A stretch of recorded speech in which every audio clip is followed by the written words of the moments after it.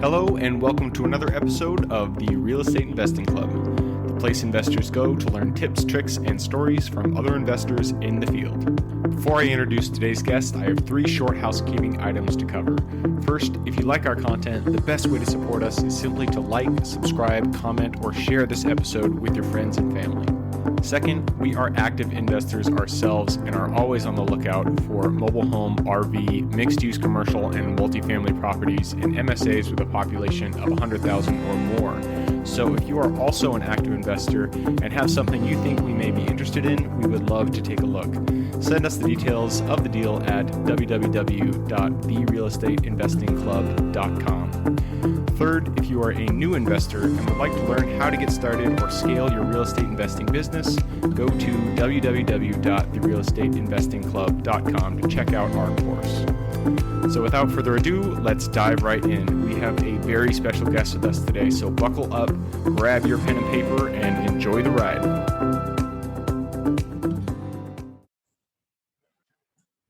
And we are live. Today we have James Kandsamy, award-winning multifamily apartment real estate investor from Austin, Texas. James, thank you very much for jumping on with us today. How you doing? Happy to be here, Gabe. I'm doing very well. Right on, right on. To get us started, why don't you tell everybody, who you are, where you're from, and how you got started in real estate in the first place? Sure, absolutely. So I'm from Austin, Texas. Started in single family space. We bought like 13 houses, and from 13 houses we moved on to multifamily. Right now we own almost 1,700 units right now in Austin and San Antonio market, and we just do apartment buildings, and we are vertically integrated, which means we have asset management, construction management, and property management all in house. Oh wow. That's super unique, and that's a small jump. You just went from a few multifamily to 1,700 units, which is quite it's crazy. Which is crazy, right? So we've been talking to one tenant to buy one tenant. Now we have managers managing our tenants or residents, I would say. So take us back to the start. So when did you actually buy those first few units? This was like almost 2013, right? I think we start buying one by one our single family houses. I mean, I was always on a W-2 job for 22 years. And I think 3 or 4 years ago, I resigned from my job to do this full time. And it's just so fulfilling, right? So the way we got started is, we started with single family. We did like 13 houses, and out of that 13, 2 are flips, and 11 are rentals, right? Where we buy and we rehab and then we refinance. It's a technique called double closing. The BRRRR strategy. The BRRRR strategy, absolutely. So as long as you know the term, that is what it is. Yeah, we do the BRRRR strategy.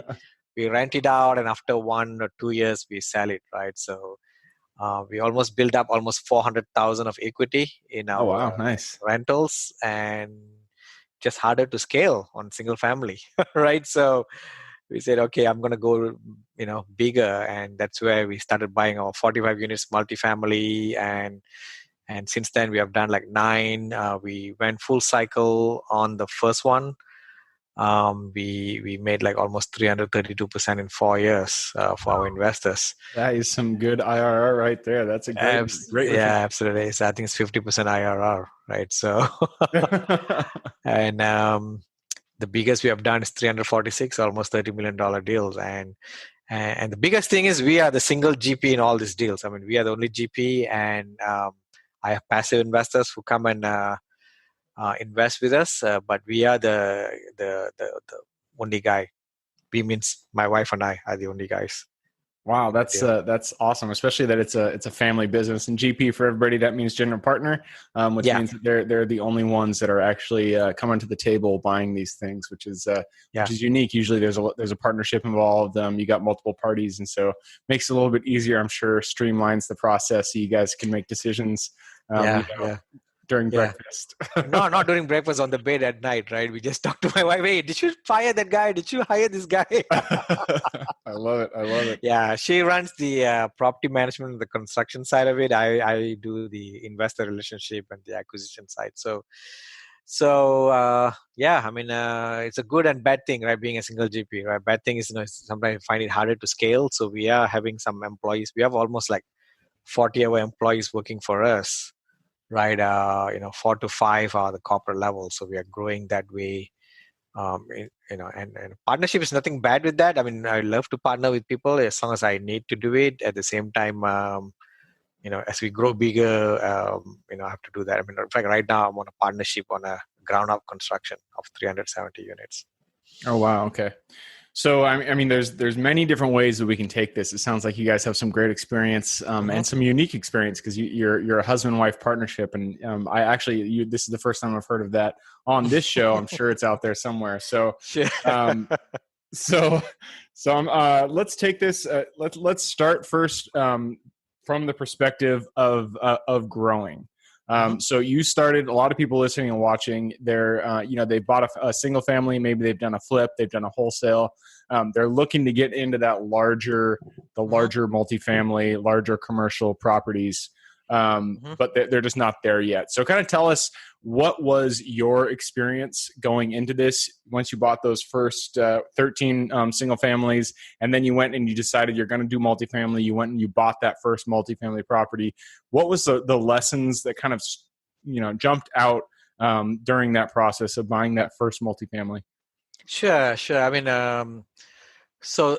let me talk about scaling from single family to multifamily, right? So basically, it's all about mindset that you have. I mean, I'm originally from Asia, in Malaysia, which is a small country in Southeast Asia, and coming to the US and working W2 job. I mean, working W2 job is okay for people like me, right?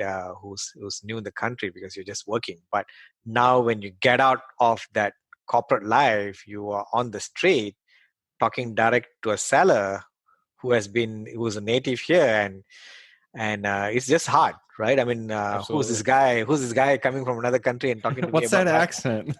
buying my house? I mean,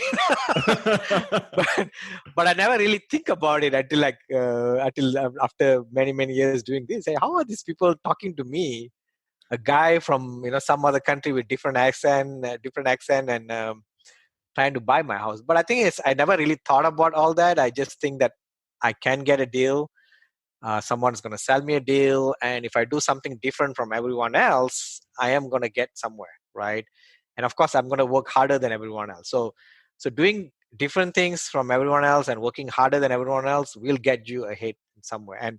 And I never had any seller out there who has been here for a very long time who say that I'm not going to sell to you because who are you, right? Nobody does that. Everybody is business friendly.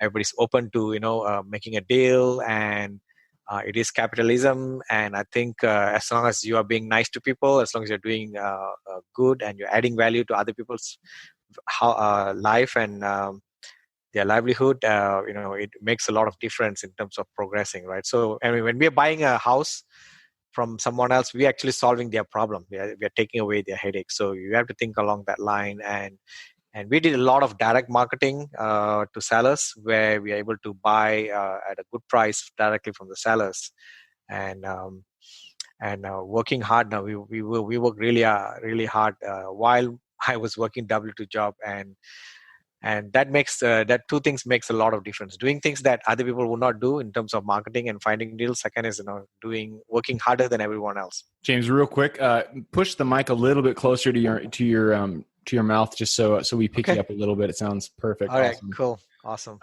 But didn't mean to jump in there. You were just talking. You said mindset is super important, and I couldn't agree more. It's been echoed across every single episode that I've had so far.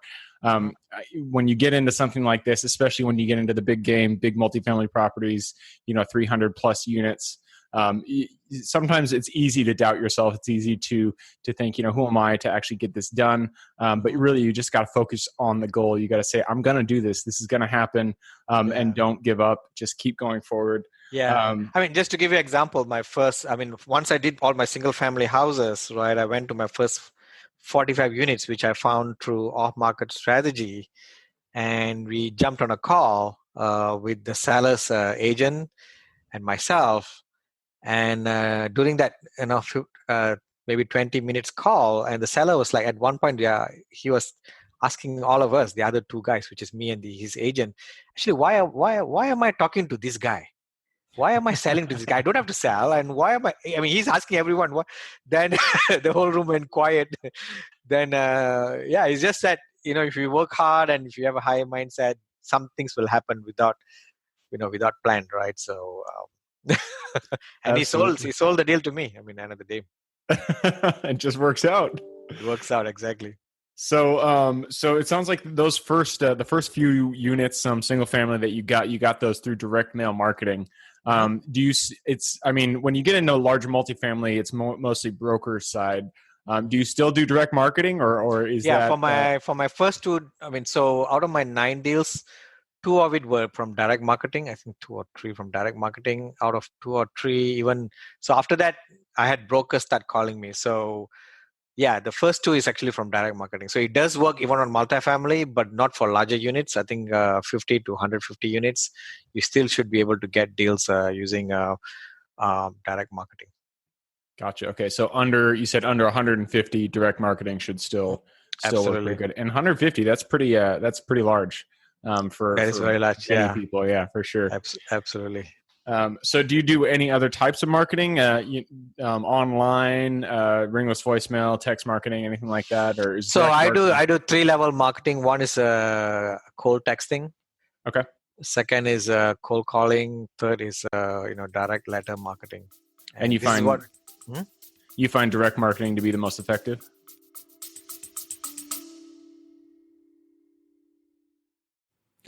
Before we continue on with today's guest, I want to tell you guys about a community I'm launching on School to help investors like yourself grow your own portfolio. In this community, you'll get access to all the docs I use, all the systems I've built, everything I've used to grow my own portfolio, as well as instructions and guidance on how to get out there and find great deals, how to finance those deals, and then how to manage them for great returns. Since we're just launching it, the price will be set at a measly $20 per month, and whatever price you join at is the price you'll have for life. We will be increasing the price as the group grows, so if you're at all interested in growing your portfolio along other investors, now is the time to join. I will put the link somewhere in the bio or on our podcast website at therealestateinvestingclub.com, so if you are interested, head on over there. With that said, let's get back to the podcast. To be the most effective for newbie to get a deal done. Yep. Right? Because newbies are hard to get started in this market because most brokers they will listen to you, but they're actually not listening to you, right? So they got a lot of bigger guys to handle with and they don't want to deal with the newbies. So I think with newbies, to get a decent deal, they have to go through an off-market strategy to find a deal that can launch their career. Otherwise, they're going to be paying the highest paying price, or it's very hard for newbie to get started. The barrier to entry is just so high in this commercial real estate. Absolutely. And on that note, when you do direct marketing, you can negotiate seller financing, which is my favorite thing. That's the benefit of direct marketing. Yeah. Awesome. So, you went from 0 to 40 employees. I've enjoyed asking this question. So what is, 40 employees now, you got a lot of people on your team. What were the first few hires that you guys did, and what were those roles? What were like the essential roles that you brought on at the very beginning? I think most of our employees are people on the properties, like property managers, leasing agents, maintenance, and all that. So the first few people has been property manager, and after that, the second person would be the maintenance guy, right? So these two is critical for any like 100 plus property. And the first 45 units was just a property manager, and we outsourced the maintenance. The second deal we did 174 units. We did a maintenance lead and the manager and also the assistant manager. So a few people. And as we grow to the corporate level, we have like 40 people right now. We have hired like regional managers, and we have our own accounting team right now. 3 people working in accounting, and now we have HR, we have marketing officers, we have CFOs and all that on the corporate side. Perfect. I love it. So now talk about the raising capital side, because that's the other obstacle that a lot of first-time investors, new investors run into is that, they realize, I mean, when you get started, obviously you're going to be using your own money, or you're going to be using maybe friends and family. But once you get into these bigger deals, you need to start raising the capital or taking equity out of your own properties. So how do you go about, say that first large multifamily deal that you did, how did you go about getting the capital in order to take that one down? Yeah. So what we do is, as we do our deals, we start telling other people about it, and people get excited about it, right? I mean, real estate is a cool thing. People get excited about. And I mean, when we go to multifamily, whoever we told about the single family, we also told them that we're going to go into multifamily, and we probably have to raise money from people. And just because of your skill and your track record, even in single family, people are willing to give you money for even for multifamily, right? So you have to talk about it, and you have to tell about your accomplishments. Then you can gain trust from the people. And of course, you don't go and do huge deal on your first deal, right? You do like 50 or 70 units in the beginning. So the number of money you raise is small, and that's once you do very well on the first deal, then you can do well. Then the first group of people will tell a bigger group of people, then you're able to raise big money, right? So do a very good job on your first deal. That's very important, because that's your case study for your life, right? So like my first deal, when I tell you right now 332%, that's a big case study, Yeah, right? for sure. For the whole life, right? Take my money, go invest it. Yeah, it's like who can get 332% in 4 years, right? It's crazy, right? But that is a true case study. And because we worked very hard to find off-market deals, we worked very hard to turn around the property, that launched our career to the next level. So doing a good job absolutely is important to raise money. I mean, because people do acknowledge you. Second is you just have to work hard in your first deal, and by buying a really good deal, and the only way to do it is you do things that other people don't do. Absolutely. And I was just jotting notes down for some highlights that you just, I mean, that was a really good piece of advice that you gave just there. You're saying you got the capital originally was from friends and family, but you didn't go for the big deal. You didn't just jump on them and say, hey, I have this big deal, hire with me. You talk with friends and family over time. Let them know that you're investing. You have plans to invest in multifamily, and then when the time came, you have this track record with single family, and then you could take it down. The first multifamily gave you this great case study, this great example of what your potential is in this industry. So now you have something that you can take others. So it's really about track record and just letting people know what you're doing, letting people know. Yep. Yeah, just being authentic and being truthful to whatever you're doing.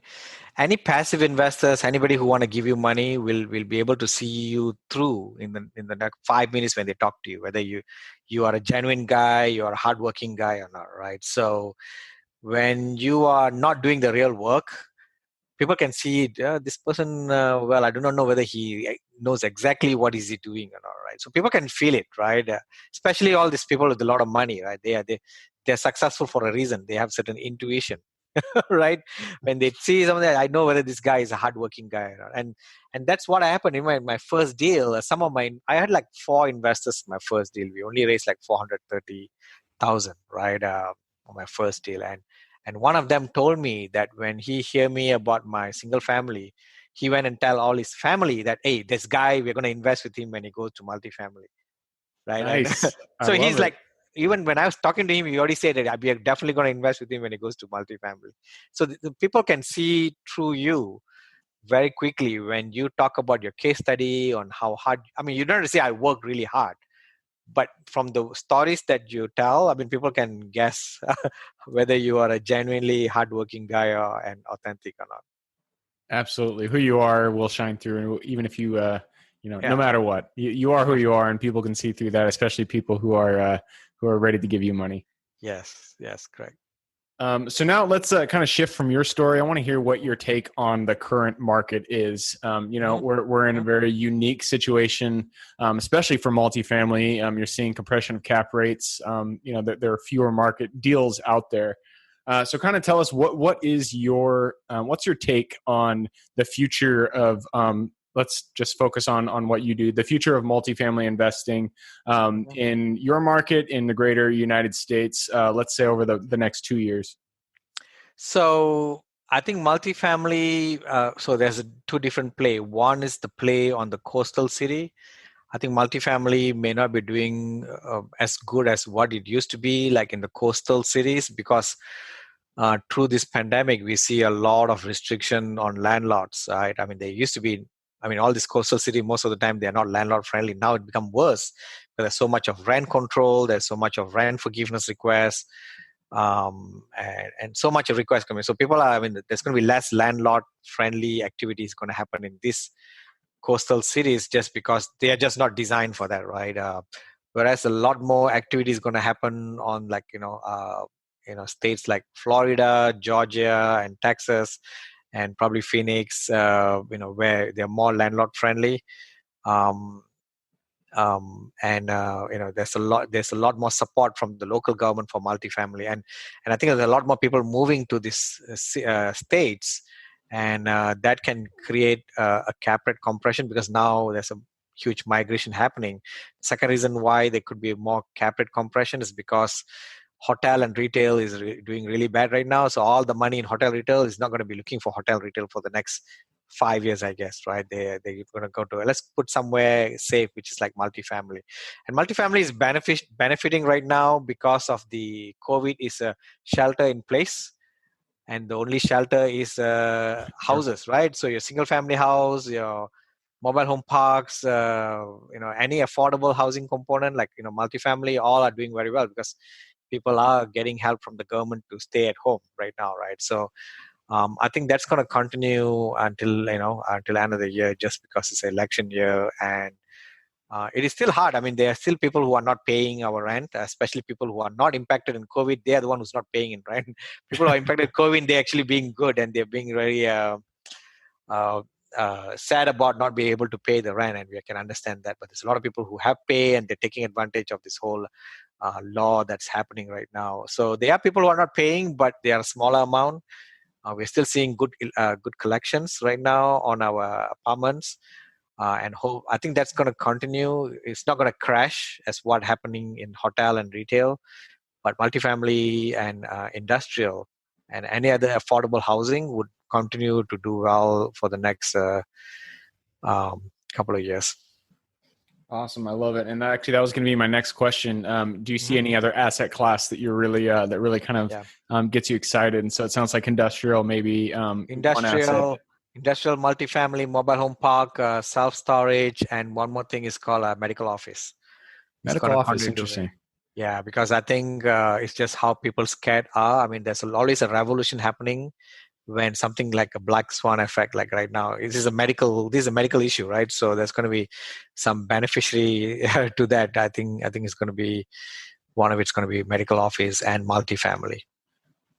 Awesome. That makes complete sense to me. Yeah, and also like mobile home parks and self-storage, all this. I mean, and on top of that, it's industrial, right? But if you look at volume-wise, multifamily is the biggest volume, right? In terms of because there's more of them. There's more of it. It's like 30% of the whole 30 or 40% of the whole commercial asset class, multifamily. Wow, really? I didn't know that. It's a big industry. That's why you go around, turn around, you see everybody's doing multifamily, right? There's so much of that's just what there is. So much of inventory out there, right? So people need to stay in houses, right? And that makes sense. Yeah. Awesome. Well, so I'm going to shift gears one more time. We're going to go towards this is kind of like a lightning round where I'm just going to ask a few quick questions. Sure. So just kind of off the cuff.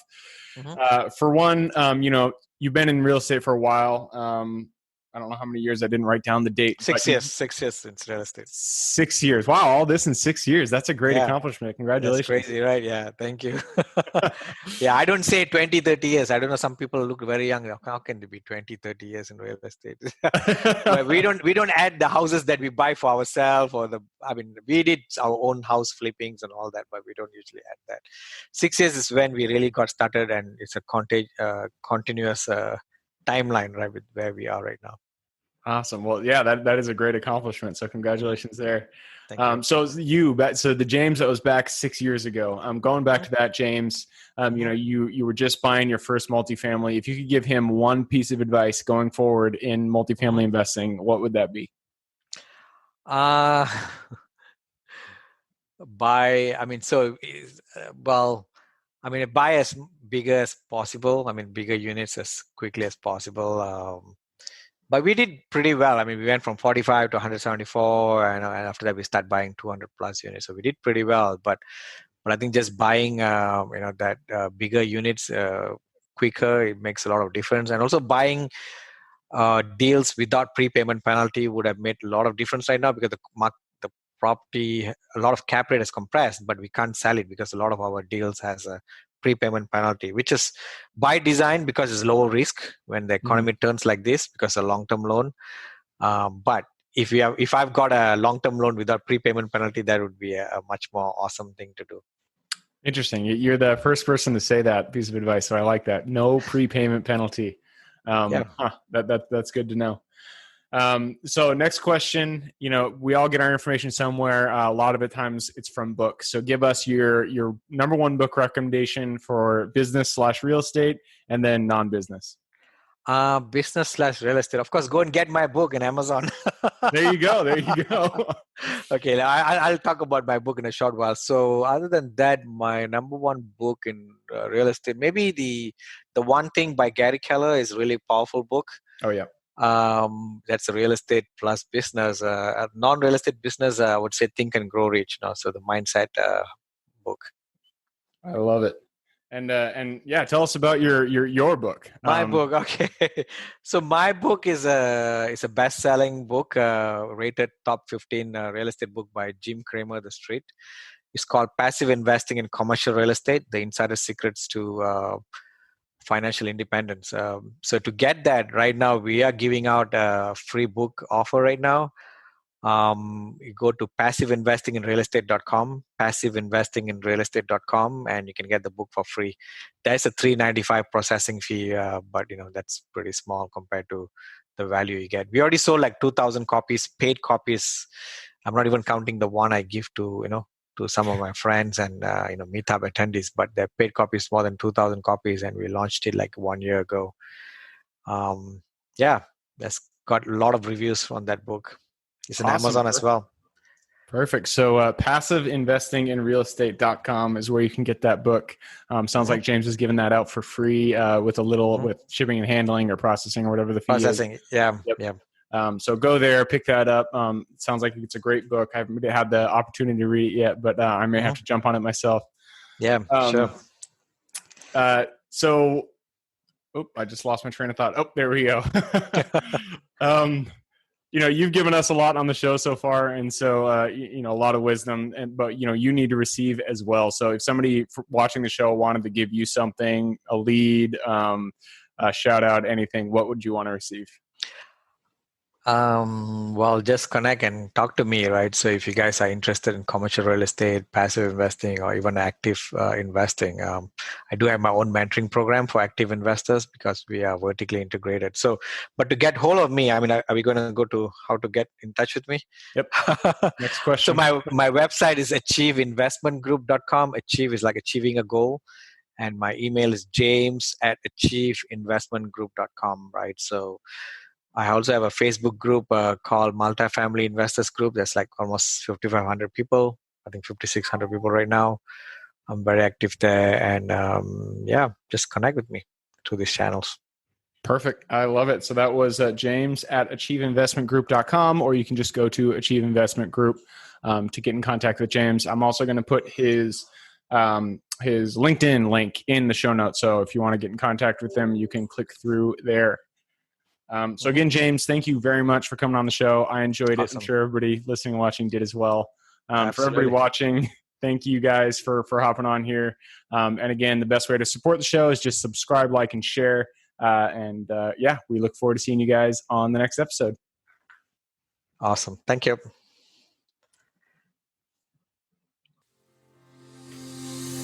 Thank you for joining us on the Real Estate Investing Club. If you feel we provided value, we would appreciate it if you hit that thumbs up, share it with your friends online, whatever it may be. You If you'd like to share or partner with us on an investment deal, we are always looking for quality projects. Go to www.therealestateinvestingclub.com to get in contact with one of our partners. Otherwise, I hope you guys have an absolutely fantastic day, and I look forward to seeing you on the next episode.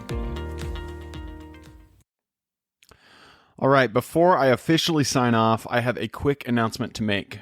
If you're interested in becoming a passive investor in one of my deals, my own company, Kaizen Properties, is looking for capital partners for our upcoming projects. We invest in what are known as recession-resistant assets, mainly self-storage facilities, mobile home and RV parks, and industrial properties. If you're interested in investing and would like to learn a little bit more about my company, our investing criteria, and some of the previous projects we've done, go to the Real Estate Investing Club podcast at therealestateinvestingclub.com and scroll all the way down to the bottom of the page. Click on the Invest With Us button. That'll pop up the investor form. Fill that out, and we will reach back out to you as soon as we can. Or if you prefer a little bit more of a personal touch, you can reach out to me at gabe@therealestateinvestingclub.com. So really, that is it. Again, it was a pleasure hanging out with you guys during this episode, and I look forward to seeing you on the next episode.